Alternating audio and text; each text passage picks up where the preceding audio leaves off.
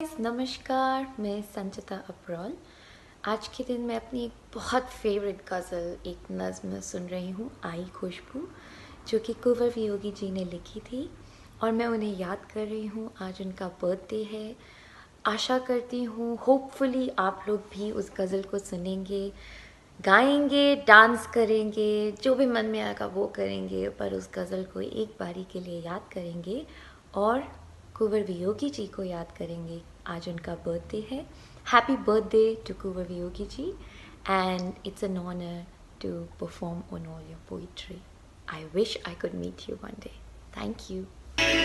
आई खुशबू छेड़ पा होई नहीं बिंद, आई खुशबू छेड़ पा